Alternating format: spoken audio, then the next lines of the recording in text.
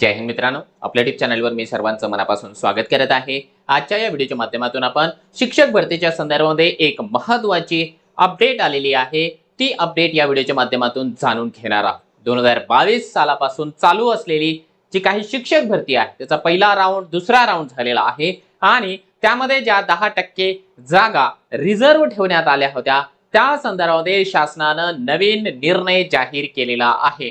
त्याचसोबत आणखीन बऱ्याचशा शंका कुशंका आपण या व्हिडिओच्या माध्यमातून सोडवण्याचा प्रयत्न करणार आहोत। परंतु तत्पूर्वी आपण जर चॅनलवर नवीन असाल तर आमचं चॅनल सबस्क्राइब करा, साईडचं जे बेल आयकॉन आहे त्याला देखील प्रेस करा, जेणेकरून शिक्षक भरतीच्या संदर्भामधल्या कोणत्याही माहितीची अपडेट आपल्याकडून मिस होणार नाही। आणि मित्रांनो, आपल्याला जर का पवित्र पोर्टल शिक्षक भरतीच्या संदर्भामध्ये मार्गदर्शन हवं असेल त्याच्या संदर्भामध्ये जे आहे एक संपूर्ण कोर्स आपल्यासाठी अवेलेबल आहे। यामध्ये पवित्र पोर्टल शिक्षक भरतीच्या संदर्भामध्ये एक व्हिडिओ सिरीज मिळेल, त्याच्यानंतर पसंतीक्रम कशा प्रकारे द्यायचं त्या संदर्भामध्ये जे आहे योग्य ते मार्गदर्शन, योग्य ती स्ट्रॅटेजी दिली जाणार आहे।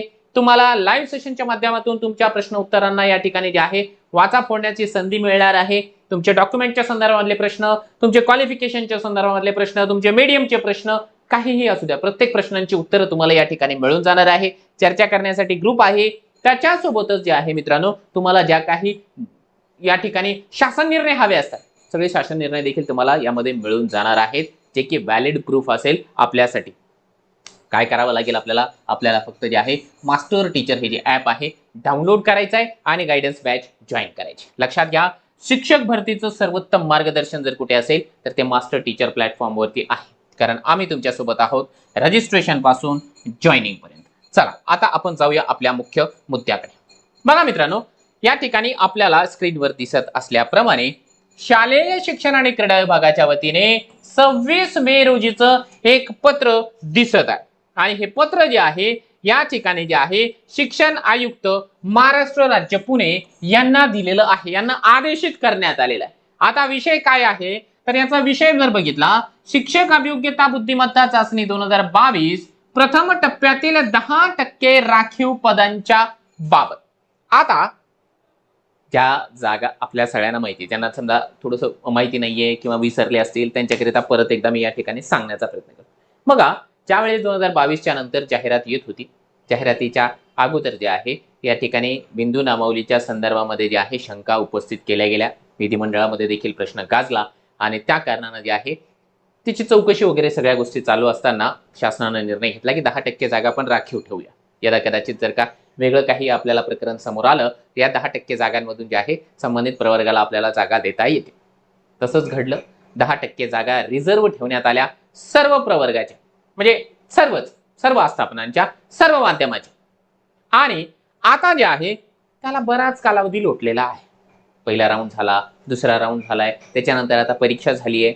आता बऱ्याच उमेदवारांच्या मनामध्ये प्रश्न होता की सर त्या जागा येतील का, कारण आम्ही एखाद्या मार्काने राहिलोय, आम्ही 2 मार्काने राहिलेलो आहोत, त्यासाठी हे पत्र आहे। ठीक आहे, आता बघा काय आहे या संदर्भात। आता हे पत्र काढण्यामागचं कारण हे आहे की एक रिट याचिका टाकण्यात आली होती, हे एक अभियोग्यताधारक आहे यांच्या वतीने आणि कोर्टानं जजमेंट देखील दिलेलं आहे।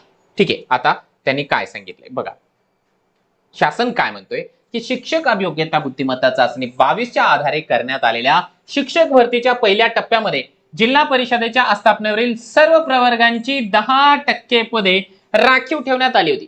प्रथम सर्वसाधारण यादी प्रसिद्ध केल्यानंतर समांतर आरक्षणाची पदे संबंधित प्रवर्गाचे उमेदवार उपलब्ध न झाल्याने त्या प्रवर्गाच्या सर्वसाधारण वर्गवारीत रूपांतरित देखील करण्यात आलेली आहे। आता हे ना लाईन बाय लाईन न वाचून दाखवता मी तुम्हाला ना सरळ याचा सार सांगण्याचा प्रयत्न करतो, कारण व्हिडिओ मोठा होतो।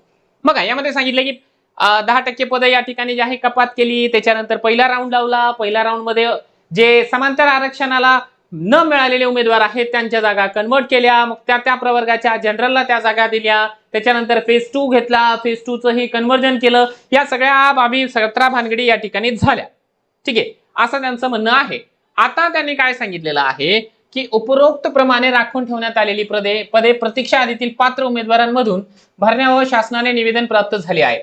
प्रतीक्षा यादीतील एका उमेदवाराने दाखल केलेल्या न्यायालयीन प्रकरणामध्ये उच्च न्यायालयाने न्याय निर्णय दिलेला आहे आणि न्याय निर्णय खालील प्रमाणे आहे। आता हा निर्णय आहे, सदर न्याय निर्णयातील परिशिष्ट क्रमांक 18 मध्ये उच्च न्यायालयाने मुंबई महानगरपालिकेला असे निर्देश दिलेले आहे की अतिरिक्त शिक्षकांच्या समायोजनाची कारवाई पूर्ण झाल्यानंतर शिक्षक अभियोग्यता व बुद्धिमत्ता चाचणी 22 परीक्षेच्या वेळी रिक्त असलेल्या जागांवर नियुक्तीसाठी याचिकाकर्त्यासारख्या उमेदवारांचा विचार करण्यात यावा.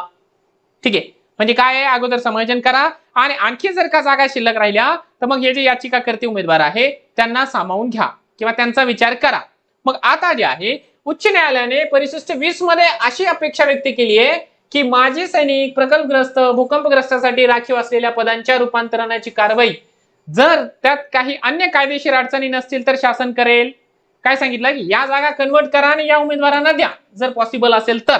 त्यामुळे आता यामध्ये ना शासनानं ज्या ज्या गोष्टी ऑलरेडी केलेल्या आहेत त्या गोष्टी विचारात घेतल्या की आम्ही कशा प्रकारे जे आहे जाहिरात दिल्याच्या नंतर एससीबीसीचं नवीन आरक्षण या ठिकाणी आलं. मग त्या पद्धतीने जे आहे आम्हाला उमेदवारांना या ठिकाणी सेल्फ सर्टिफाय मध्ये बदल करून देण्याची त्यांना संधी उपलब्ध करून द्यावी लागली. आणि त्यामुळे आता शासन या ठिकाणी जे आहे फायनल जजमेंट देतोय, आदेश देतोय. काय आदेश आहे? शिक्षक पदभरतीचा पहिला टप्पा 22-23च्या संच मान्यतेनुसार राबवण्यात आला.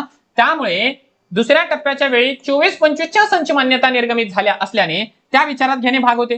त्यामुळे उपलब्ध पदसंख्येमध्ये घट झाली ही वस्तुस्थिती नाकारता येते. आता बघा या ठिकाणी शासनाचं पहिलं कारण आहे की ज्यावेळेस त्या जागा आम्ही कपात केल्या होत्या त्यावेळेस संच मान्यता वेगळी होती. आता संच मान्यता बदलली आणि आता संच मान्यता बदलल्यामुळे पदांची संख्या कमी झालेली आहे. पहिलं रिझन लक्षात घ्या.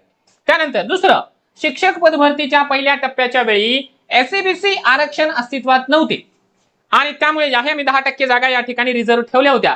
परंतु मध्येच जे आहे एससीबीसीचं आरक्षण आलं त्यामुळे आम्हाला त्या 10% जागांपैकी जे आहे समायोजित करून घ्यावं लागलं. साहजिक आहे.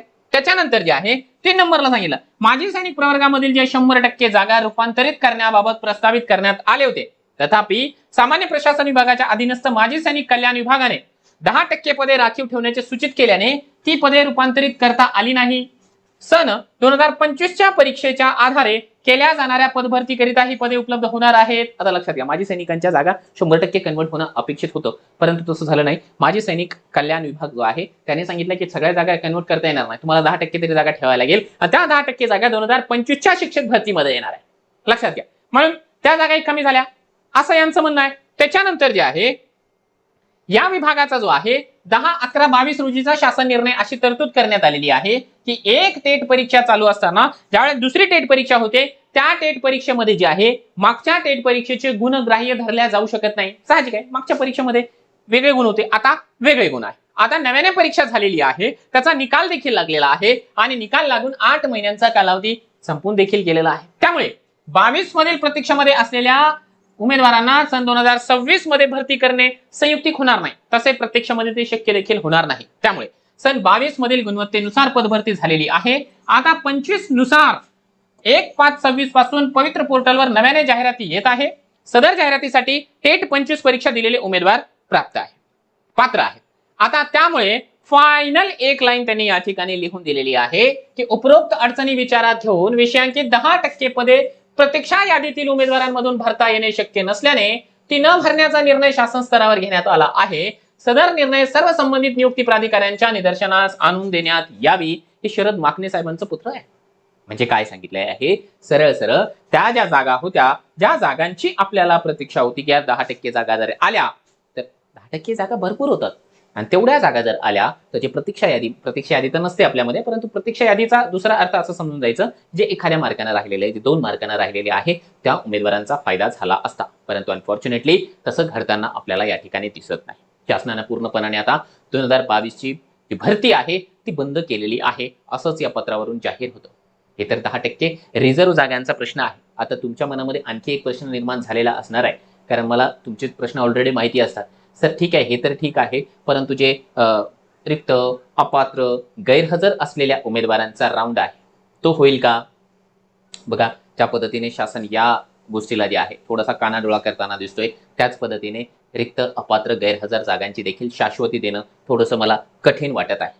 ठीक आहे, मग या ठिकाणी बरं बोलण्यापेक्षा खरं बोलण्यावर विश्वास ठेवणारा व्यक्ती आहे. त्यामुळे या संदर्भामध्ये ना थोडीशी साशंकता आहे की रिक्त, अपात्र, गैरहजरचा राऊंड कदाचित होणार नाही. त्यावर प्रयत्न केला तर मे बी होऊ देखील शकेल. परंतु जे आहे आता अशा प्रकारची एक गोष्ट आपण समजून जायची की 2022ची जी भरती आहे ती खऱ्या अर्थानं गुंडाळण्यात आलेली आहे. 2017ला देखील सेम कंडिशन घडलेली आहे. 2017चे देखील अजूनही काही राऊंड होणं अपेक्षित आहेत नियमाप्रमाणे, परंतु शासन त्या संदर्भामध्ये जे आहे एक चिक्कार शब्दही काढायला तयार नाही. आता आपल्याला या संदर्भामध्ये काय वाटतं, आपल्या प्रतिक्रिया आपण या व्हिडिओच्या खाली कमेंट बॉक्समध्ये कमेंट करू शकता. तुम्हाला काय वाटतं की रिक्त अपात्र गैरहजरच्या याद्या लागू शकतील का? कोण असे उमेदवार आहेत की ज्यांना या ठिकाणी जे आहे सिलेक्शन होण्याचे पूर्ण चान्सेस होते, म्हणजे एखाद्या मार्काने जे पाठीमागे होते, त्यांनी आपल्या प्रतिक्रिया व्हिडिओच्या खाली कमेंट बॉक्समध्ये कमेंट कराव्या.